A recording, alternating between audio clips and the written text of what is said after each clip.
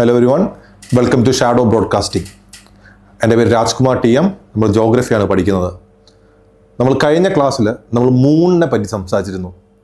മൂണിനെ പറ്റി എന്താണ് full moon, എന്താണ് ന്യൂ മൂൺ, എങ്ങനെയാണ് ഫുൾ മൂൺ ഉണ്ടാവുന്നത്, എങ്ങനെയാണ് ന്യൂ മൂൺ ഉണ്ടാവുന്നത് എന്നുള്ള കാര്യങ്ങളാണ് നോക്കിയത്. അപ്പോൾ മൂണിൻ്റെയും സണ്ണിൻ്റെയും എർത്തിൻ്റെയും മൂവ്മെൻറ്റ്സ് കാരണം ഉണ്ടാകുന്ന ഫിനോമിന ഫുൾ മൂൺ ന്യൂ മൂണോട് അവസാനിക്കുന്നില്ല. നിങ്ങൾ എക്ലിപ്സിനെ പറ്റി കേട്ടിട്ടുണ്ടാവും. അപ്പോൾ എക്ലിപ്സിനെ പറ്റി നമുക്ക് ഈ വീഡിയോയിൽ പഠിക്കാം. എക്ലിപ്സിന് മുമ്പ് നമ്മൾ കഴിഞ്ഞ ക്ലാസ്സിൽ നമ്മൾ പെരിഹീലിയൻ, എപ്പിഹീലിയൻ, പെരിജി, എപ്പോജി എന്നുള്ള വാക്കുകൾ പഠിച്ചിരുന്നു. അതായത് എർത്ത്, സൺ, മൂൺ എന്നുള്ള മൂന്ന് ബോഡീസിൻ്റെ പൊസിഷനിൽ ഉണ്ടാകുന്ന മാറ്റം അനുസരിച്ച് വരുന്ന പേരുകളാണ് പെരിഹീലിയൻ, എപ്പിഹീലിയൻ, പെരിജി, എപ്പോജി എന്നുള്ള പേരുകൾ. Okay, when sun and earth, സണ്ണും എർത്തും തമ്മിലുള്ള ദൂരം മിനിമം ആയിരിക്കുമ്പോൾ when earth is at the closest point to the sun, അതാണ് പെരിഹീലിയൻ എന്ന് പറയുന്നത്. When earth and sun are closer to each other or the distance between earth and sun is minimum, അതാണ് perihelion. When distance between earth and sun is maximum, എർത്തും സണ്ണും നമ്മൾ ദൂരം maximum ആകുമ്പോൾ അതിനെ നമ്മൾ എപ്പിഹീലിയൻ എന്ന് പറയും. നേരെ മറിച്ച് മൂണിൻ്റെയും എർത്തിൻ്റെയും കേസാണെങ്കിൽ when distance between earth and moon is minimum, അതിന് നമ്മൾ പെരിജി എന്നും, when distance between earth and moon is maximum, അതിന് നമ്മൾ എപ്പോജി എന്നും പറയും. എന്തുകൊണ്ടാണ് ഈ മിനിമം ഡിസ്റ്റൻസ്, മാക്സിമം ഡിസ്റ്റൻസ് എന്ന് പറയുന്നത്? ബിക്കോസ് എർത്ത് സൂര്യന് ചുറ്റും അതേപോലെ മൂൺ എർത്തിന് ചുറ്റും കറങ്ങുന്നത് എന്താണ്? ഒരു എലിപ്റ്റിക്കൽ ഓർബിറ്റിലാണ്. എലിപ്സ് എന്ന് പറഞ്ഞാൽ ഇലോങ്ങേറ്റഡ് സർക്കിൾ ആണ്, അതാണ് കാരണം. ഓക്കെ, സോ നോക്കുക, ജസ്റ്റ് നമുക്ക് അതൊന്ന് വേർഡിങ്സ് വായിക്കാം. Aphelion refers to the point on the earth's orbit when it is farthest from the sun. സണ്ണിൽ നിന്ന് ഏറ്റവും അകന്ന് നിൽക്കുന്ന സമയത്തിനാണ് നമ്മളെന്ന് പറയാം എപ്പിഹീലിയൻ. നമ്മൾ നേരത്തെ പറഞ്ഞില്ലേ, occurring around 3 to 6 July every year. അപ്പോൾ ഏത് സമയത്താണ് പെരിഹീലിയൻ ഉണ്ടാവുന്നത്, എപ്പിഹീലിയൻ ഉണ്ടാവുന്നത്? ഏത് സമയത്താണ് എർത്തും സണ്ണും നമ്മൾ ഡിസ്റ്റൻസ് മാക്സിമം ആവുന്നത്? യൂഷ്വലി ജൂലൈയിലെ ഫസ്റ്റ് വീക്കിൽ.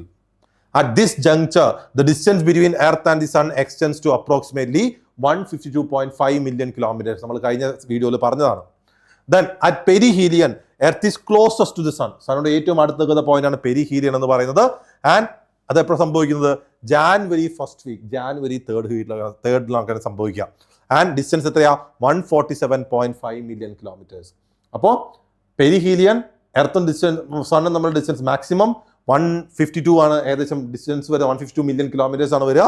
ഏകദേശം ജൂലൈ ഫസ്റ്റ് വീക്ക് ആണ് വരിക. എപ്പിഹീലിയൻ, എർത്തും സണ്ണും നമ്മൾ ഡിസ്റ്റൻസ് മാക്സിമം ജാനുവരി 3rd ആണ് usually ഉണ്ടാവാറുള്ളത്, 147 million kilometers.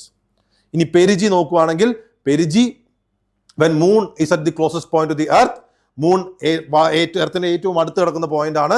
And distance between എർത്തും മൂൺ ഏകദേശം 3,63,300 kilometers ആവും. നേരെ മറിച്ച് എപ്പോജി എന്ന് പറഞ്ഞു കഴിഞ്ഞാൽ മൂന്ന് പേർക്കുള്ള ഡിസ്റ്റൻസ് മാക്സിമം ആണ്, ഏകദേശം 4,05,000 kilometer വരെയും വരും. നമ്മൾ കഴിഞ്ഞ ക്ലാസ്സിൽ പറഞ്ഞ കാര്യങ്ങൾ തന്നെ അതൊന്നും കൂടി ഒന്ന് ഓർമ്മപ്പെടുത്തിയെന്നുള്ളൂ. നമ്മൾ ഇന്ന് basically what we are going to focus is regarding eclipse. എക്ലിപ്സിനെ പറ്റിയാണ് നമ്മൾ പഠിക്കാൻ പോകുന്നത്. എക്ലിപ്സ്, ഗ്രഹണം എന്ന് പറയും അല്ലേ? നിങ്ങൾ കേട്ടിട്ടുണ്ടാവും, ചന്ദ്രഗ്രഹണം, ലൂണാർ എക്ലിപ്സ്, സൂര്യഗ്രഹണം, സോളാർ എക്ലിപ്സ്. അപ്പോൾ എന്താണ് എക്ലിപ്സ്? നമുക്ക് എല്ലാവർക്കും ഷാഡോനെ പറ്റി അറിയാമായിരിക്കും അല്ലേ? ഷാഡോ, നിഴൽ എന്ന് പറയുന്നത് ഒരു പെർട്ടിക്കുലർ ലൈറ്റ് സോഴ്സിൽ നിന്ന് വെളിച്ചം വരുമ്പോൾ അവിടെ മറ്റൊരു ബോഡി വന്നിട്ട് ആ ലൈറ്റിന് തടസ്സം നിൽക്കുമ്പോൾ ആ ബോഡിയുടെ ഷേപ്പിൽ ലൈറ്റ് വരാത്തൊരു ഭാഗം നമുക്ക് അപ്പുറത്ത് കാണാൻ പറ്റും. അതിനാണ് നമ്മളെന്ന് പറയാം ഷാഡോ എന്ന് പറയാം. അപ്പോൾ നിങ്ങൾ നൈറ്റിലൊക്കെ ലൈറ്റിൽ നടക്കുമ്പോൾ, അല്ലെങ്കിൽ ഉച്ചയ്ക്ക് സൂര്യൻ്റെ വെളിച്ചത്തിലൊക്കെ നടക്കുമ്പോൾ ഷാഡോ കാണാം. അപ്പോൾ ഷാഡോയ്ക്ക് ഏകദേശം നമ്മുടെ രൂപമായിരിക്കും. കാരണം എന്താ? നമ്മളാണ് അവിടെ തടസ്സം നിൽക്കുന്ന വെളിച്ചത്തിന് അവിടെ വീഴാതിരിക്കാൻ. അപ്പോൾ അതാണ് ഷാഡോ. അപ്പോൾ അത്തരത്തിൽ സണ്ണും മൂണും എർത്തും തമ്മിലുള്ള പൊസിഷൻസ് കാരണം കുറച്ച് ഷാഡോയിങ് നടക്കുന്നുണ്ട്. ആ ഷാഡോയിങ്ങിൻ്റെ റിസൾട്ടാണ് എന്ത്? എക്ലിപ്സ് എന്ന് പറഞ്ഞു കഴിഞ്ഞാൽ. അതായത് സണ്ണും എർത്തും മൂണും നമ്മൾ ഡിസ്റ്റൻസ് മാറി മറിഞ്ഞുകൊണ്ടിരിക്കുന്നത് കൊണ്ട് തന്നെ സണ്ണിനെയും മൂണിനെയും ബേസിക്കലി നമ്മൾ നോക്കിക്കഴിഞ്ഞാൽ അവിടെ നമുക്ക് എക്ലിപ്സ് എന്ന രീതിയിൽ കുറച്ച് കാര്യങ്ങൾ കാണാൻ പറ്റും. അവരുടെ പേരത്ത് ഷാഡോ വരുന്ന പ്രോസസ്സ്. അപ്പോൾ നമുക്ക് നോക്കാം എക്ലിപ്സ് എന്താണ്. നമുക്ക് 2 ടൈപ്പ് ഓഫ് എക്ലിപ്സ് ആണ് വരുന്നത്. ഒന്ന് ലൂണാർ എക്ലിപ്സ്, മറ്റൊന്ന് solar Eclipse. Okay, we need to study regarding lunar eclipse and solar eclipse. എന്താണ് ലൂണാർ എക്ലിപ്സ് നോക്കാം. ലൂണാർ എക്ലിപ്സ്, ലൂണാർ എക്ലിപ്സ് എന്ന് പറഞ്ഞു കഴിഞ്ഞാൽ ലൂണാർ, ചന്ദ്രൻ, മൂൺ മറയുമ്പോഴാണ് ലൂണാർ എക്ലിപ്സ് എന്ന് പറയുക. എങ്ങനെയാ മൂൺ മറയുന്നത്? മൂണിന് സ്വന്തമായി വെളിച്ചമില്ല. നമ്മൾ കഴിഞ്ഞ എപ്പിസോഡിൽ പറഞ്ഞു, മൂണിന് സ്വന്തമായി വെളിച്ചമില്ല. നേരെ മറിച്ച് സണ്ണിൻ്റെ ലൈറ്റ് വന്ന് മൂണിൽ വീണ് അത് റിഫ്ലക്റ്റ് ചെയ്ത് എർത്തിലേക്ക് വരുമ്പോഴാണ് നമ്മൾ മൂണിനെ കാണുന്നത്. അപ്പോൾ സൂര്യൻ്റെ വെളിച്ചം മൂണിലേക്ക് വീഴാതെ ആരെങ്കിലും തടഞ്ഞു കഴിഞ്ഞാൽ മൂണിനെ കാണാൻ പറ്റുമോ? ഇല്ല. കാരണം സൂര്യൻ്റെ വെളിച്ചം മൂണിൽ പോയിട്ട് അത് റിഫ്ലക്റ്റ് ചെയ്തിട്ട് വേണം മൂണിനെ കാണണമെങ്കിൽ. മൂണിൻ്റെ വെളിച്ചം ആരെങ്കിലും തടഞ്ഞാൽ സൂര്യൻ്റെ വെളിച്ചം മൂണിലേക്ക് വീഴുന്നതിന് ആരെങ്കിലും തടഞ്ഞു കഴിഞ്ഞാൽ നമുക്ക് കാണാൻ പറ്റുമോ? ഇല്ല. അപ്പോൾ ഇവിടെ ആരാ തടയുന്നത്? എർത്താണ് തടയുന്നത്. എർത്ത് സൺലൈറ്റ് മൂണിൽ വീഴാതെ തടയുന്ന സമയത്താണ് നമ്മൾ എന്ത് പറയുക? എക്ലിപ്സ് എന്ന് പറയുക. അതെങ്ങനെയാണ് ഉണ്ടാവുന്നത്? ഫോർ എക്സാമ്പിൾ ഇവിടെ സണ്ണുണ്ട്. സണ്ണിൽ നിന്ന് വെളിച്ചം മൂണിലേക്ക് പോകുന്നു. നേരെ മറിച്ച് വരുന്ന നടുക്ക് ആര് നിൽക്കുകയാണ്? എർത്ത് നിൽക്കുകയാണെങ്കിൽ ബേസിക്കലി ലൈക്ക് സൺലൈറ്റ് മൂണിലേക്ക് വീഴുമോ? വീഴില്ല. അതായത് എർത്ത് ഇവിടെ മൂണിൻ്റെയും സണ്ണിൻ്റെയും നടുക്ക് നിൽക്കുന്നു. അപ്പോൾ സൺലൈറ്റ് എർത്ത് തടഞ്ഞു നിർത്താണ് മൂണിലേക്ക് വീഴാതെ. അപ്പോൾ നമുക്ക് എർത്തിൽ നോക്കിയാൽ മൂണിനെ കാണാൻ പറ്റുമോ? ഇല്ല. കാരണം മൂൺ കാണണമെങ്കിൽ എന്താണ്? സൺലൈറ്റ് വന്ന് തിരിച്ചു വീഴണം. അപ്പോൾ മൂൺ മറയുന്നു, മൂണിനെ കാണാൻ പറ്റാത്ത അവസ്ഥ വരുന്നു. ഇതിനെയാണ് നമ്മൾ എന്ത് പറയുക? ലൂണാർ എക്ലിപ്സ് എന്ന് പറയാം. നമുക്ക് 2 ടൈപ്പ് ഓഫ് ലൂണാർ എക്ലിപ്സ് ഉണ്ട്. ഒന്ന് partial lunar Eclipse, 2 total lunar Eclipse. ഈ പേരിൽ തന്നെ മനസ്സിലാവും എന്താണ് പാർഷ്യൽ ലൂണാർ എക്ലിപ്സ്, എന്താണ് ടോട്ടൽ ലൂണാർ എക്ലിപ്സ് എന്ന്. പാർഷ്യൽ പകുതി. പകുതി എന്ന് പറഞ്ഞു കഴിഞ്ഞാൽ നമുക്ക് മൂണിൻ്റെ പകുതിയെ എർത്ത് മറയ്ക്കുന്നുള്ളൂ, മുഴുവനായിട്ട് മറയ്ക്കുന്നില്ല. അതാണ് പാർഷ്യൽ ലൂണാർ എക്ലിപ്സ്. നേരെ മറിച്ച് മൂണിനെ കംപ്ലീറ്റ്ലി എർത്ത് മറയ്ക്കുന്നു, മൂണിനെ കാണാനേ പറ്റുന്നില്ല. അതാണെന്ത്? Total lunar eclipse. പാർഷ്യൽ എന്ന് പറഞ്ഞാൽ പകുതി, ടോട്ടൽ എന്ന് പറയുമ്പോൾ മുഴുവനായിട്ട്. എന്തുകൊണ്ടാണ് പകുതി മറയ്ക്കുന്നതും മുഴുവൻ മറയ്ക്കുന്നതൊക്കെ ആയിട്ട് വരുന്നത്? നമുക്ക് നേരത്തെ നമ്മൾ പറഞ്ഞിരുന്നു എലിപ്റ്റിക്കൽ ഓർബിറ്റ് ആണ്. അതുകൊണ്ട് സണ്ണും എർത്തും തമ്മിലുള്ള ദൂരം, എർത്തും മൂണും തമ്മിലുള്ള ദൂരം കോൺസ്റ്റന്റ് അല്ല, ഇങ്ങനെ മാറിക്കൊണ്ടേയിരിക്കും. അപ്പോൾ അത് മാറുന്നതനുസരിച്ചിട്ട് ആ ഒബ്ജക്റ്റിൻ്റെ വലുപ്പം കൂടുന്നതായിട്ടും കുറയുന്നതായിട്ടും നമുക്ക് ആ ഷാഡോയിൽ കാണപ്പെടും. ഇപ്പം നോക്കൂ, ഞാനിപ്പോൾ നിങ്ങൾ ആ ക്യാമറയിൽ കൂടെ കാണുമ്പോൾ എന്നെ ചെറിയൊരാൾ പോലെ, ഈ ബോർഡിനോട് ചേർന്ന് ചെറിയൊരാൾ പോലെയല്ല കാണുന്നത്. നേരെ മറിച്ച് ഞാൻ ക്യാമറയുടെ അടുത്തേക്ക് വരുന്നതാണെങ്കിൽ ഞാൻ വലുതായി വരുന്ന പോലെ നിങ്ങൾക്ക് ഫീൽ ചെയ്യാൻ പറ്റും. അതെന്തുകൊണ്ടാണ്? ഈ ദൂരം എന്ന് പറയുന്നത് വളരെ ഇമ്പോർട്ടൻ്റ് ആണ്. അതായത് നിങ്ങളുടെ നിഴലുകൾ നിങ്ങൾ നോക്കൂ. നിങ്ങളൊരു ടോർച്ച് നൈറ്റിൽ നിങ്ങൾ ടോർച്ച് ഒന്ന് അടിച്ചു വയ്ക്കാം. ആ ടോർച്ചിൽ അടിക്കുന്ന സമയത്ത് നിങ്ങൾ ആ ടോർച്ചിൻ്റെയും ചുമരിൻ്റെയും നടുക്ക് നിന്ന് കഴിഞ്ഞാൽ നിങ്ങളുടെ ഷാഡോ നിങ്ങൾക്ക് ആ വാളിൽ കാണാൻ പറ്റും. നിങ്ങൾ ടോർച്ചിനെ അടുത്തേക്ക് പോകുന്തോറും നിങ്ങളുടെ ഷാഡോ അവിടെ വലുതായി വരും.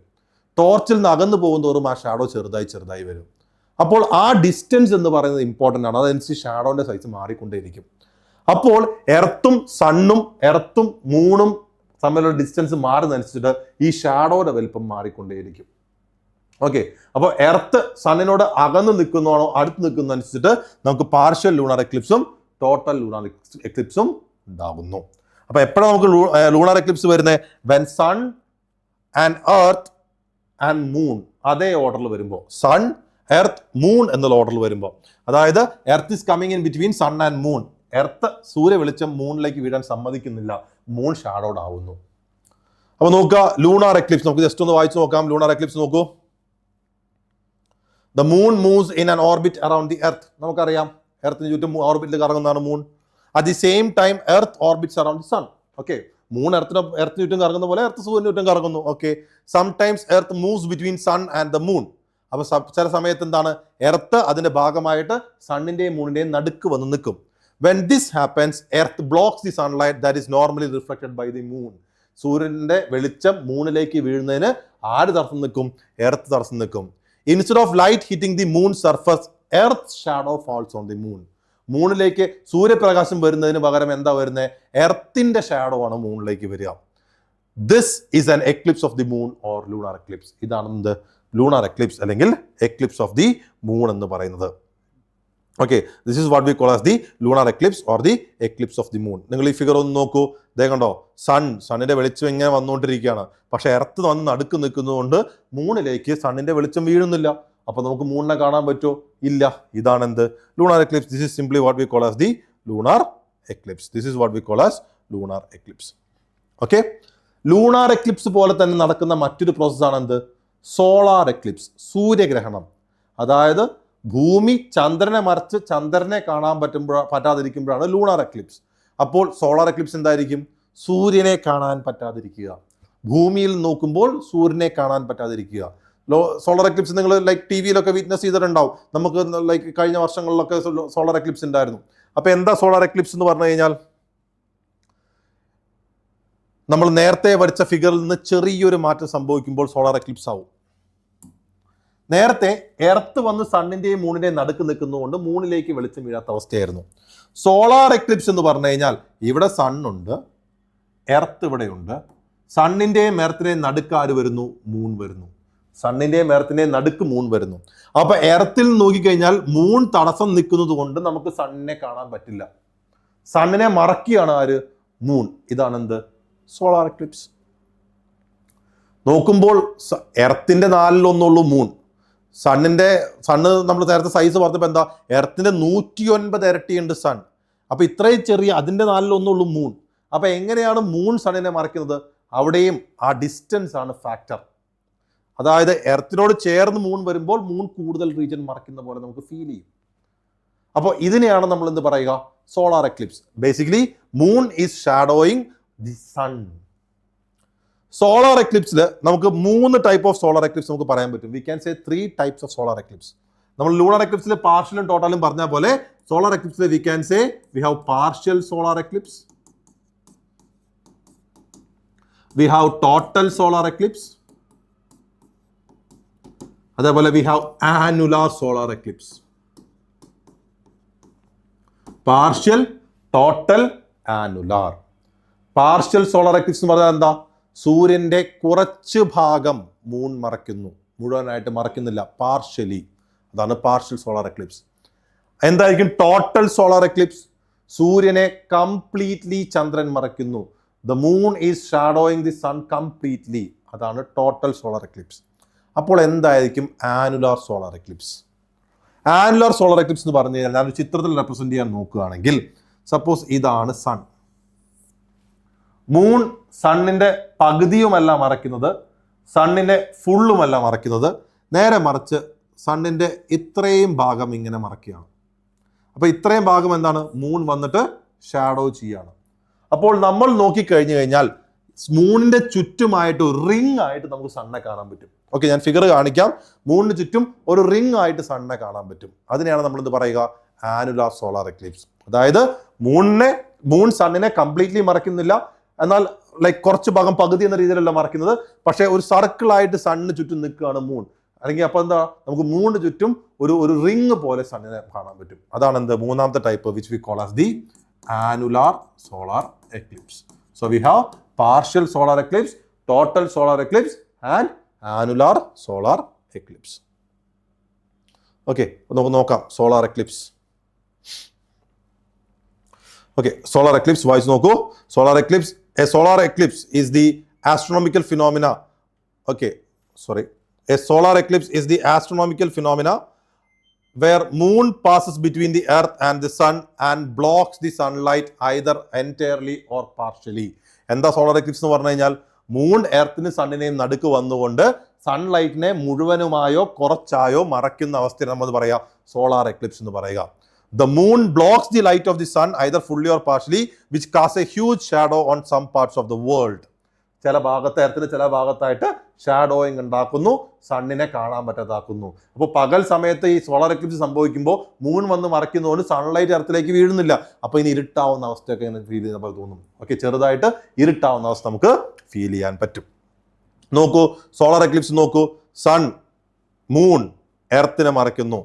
അപ്പോൾ നോക്കുക, എർത്തിനോട് വളരെ ചേർന്ന് മൂൺ നിൽക്കുമ്പോൾ നമുക്ക് മൂണിന്റെ ഷാഡോ വളരെ വലുതായി വരുന്നു തോന്നും. അപ്പൊ എന്താ, ഇങ്ങനെയായിരിക്കും ടോട്ടൽ സോളാർ എക്ലിപ്സ്. എന്താ, ചന്ദ്രൻ മൂൺ സണ്ണിനെ കംപ്ലീറ്റ്ലി മറയ്ക്കുന്നു. നേരെ മറിച്ച് ഇവിടെ നോക്ക്, പാർഷ്യലി കുറച്ച് ദൂരമേ മറയ്ക്കുന്നുള്ളൂ. കാരണം ഈ രീതിയിലാണ് വരുന്നത്. നോക്ക്, എർത്തിന്റെ വ്യൂ ഇന്ന് കുറച്ച് താഴെയാണ് ചന്ദ്രൻ കിടക്കുന്നത്. നേരെ മറിച്ച് ഇവിടെ നോക്കിയാലോ, സണ്ണിനെ നമുക്ക് മൂണിന് ചുറ്റുമുള്ളൊരു റിംഗ് ആയിട്ട് കാണാൻ പറ്റും. ഇതാണ് annular solar eclipse. Okay, so earth സണ്ണിന്റെയും മൂണിന്റെയും നടുക്ക് വന്നാൽ അത് ലൂണാർ എക്ലിപ്സ്, മൂൺ സണ്ണിന്റെയും എർത്തിന്റെയും നടുക്ക് വന്നാൽ അത് സോളാർ എക്ലിപ്സ്. അപ്പോൾ നമ്മൾ കഴിഞ്ഞ സെഷനിൽ നമ്മൾ പറഞ്ഞിരുന്നു ഫുൾ മൂൺ, ന്യൂ മൂൺ. അതായത് മൂൺ സണ്ണിന്റെയും എർത്തിന്റെയും നടുക്ക് വരുമ്പോൾ അത് ന്യൂ മൂൺ ആണെന്ന്. ഇവിടെ നമ്മൾ പറയുന്നു മൂൺ സണ്ണിന്റെയും എർത്തിന്റെയും നടുക്ക് വരുമ്പോൾ അത് എക്ലിപ്സ് ആണെന്ന്. പക്ഷെ നമുക്ക് ഫുൾ മൂണും ന്യൂ മൂണും എല്ലാ 14 ദിവസം കൂടുമ്പോഴും ഉണ്ട്. നിങ്ങൾ കലണ്ടർ ഒന്ന് എടുത്ത് നോക്കിയാൽ കാണാം. 14 ദിവസം കാണുമ്പോൾ നമുക്ക് ഫുൾ മൂണും ന്യൂ മൂണും കാണാൻ പറ്റും. പക്ഷെ 14 ദിവസം കൂടുമ്പോൾ എക്ലിപ്സ് ഇല്ല. പൊസിഷൻ സെയിം അല്ലേ നമ്മൾ 2 ക്ലാസ്സിലും വരച്ചത്. എന്നിട്ട് എന്തുകൊണ്ടാണ് അങ്ങനെ അല്ലാത്തത്? അത് എന്തുകൊണ്ടാണെന്ന് വെച്ച് കഴിഞ്ഞാൽ ഒരു കാര്യം കൂടി ശ്രദ്ധിക്കണം. അതായത് എർത്ത് സണ്ണിന് ചുറ്റും കറങ്ങുന്ന ഓർബിറ്റും മൂൺ എർത്തിന് ചുറ്റും കറങ്ങുന്ന ഓർബിറ്റും ഒരേ പ്ലെയിനിലല്ല. ഇവർ തമ്മിൽ ചെറിയൊരു 5 ഡിഗ്രി ആംഗിളിൻ്റെ വ്യത്യാസമുണ്ട്. ഓക്കെ, സണ്ണിന് ചുറ്റും എർത്ത് കറങ്ങുന്ന ഓർബിറ്റും മൂൺ എർത്തിന് ചുറ്റും കറങ്ങുന്ന ഓർബിറ്റും സെയിം പ്ലെയിനിൽ കിടക്കുന്നതല്ല. ഇവർ തമ്മിൽ ഒരു 5 ഡിഗ്രി ആംഗിളിലെ വ്യത്യാസമുണ്ട്. അപ്പോൾ ആ ആംഗിൾ കൂടി കറക്റ്റ് വരുമ്പോഴാണ് എന്താവുന്നത്? എക്ലിപ്സ് ആവുന്നത്. അല്ലെങ്കിൽ ചെറിയ ഫുൾ മൂൺ ന്യൂ മൂൺ ആയിരിക്കും. അപ്പോൾ ഫുൾ മൂൺ ന്യൂ മൂൺ ആണെങ്കിലും സോളാർ എക്ലിപ്സ് ലൂണാർ എക്ലിപ്സ് ആണെങ്കിലും സൺ എർത്ത് മൂൺ സ്ട്രെയിറ്റ് ലൈനിൽ വരണം.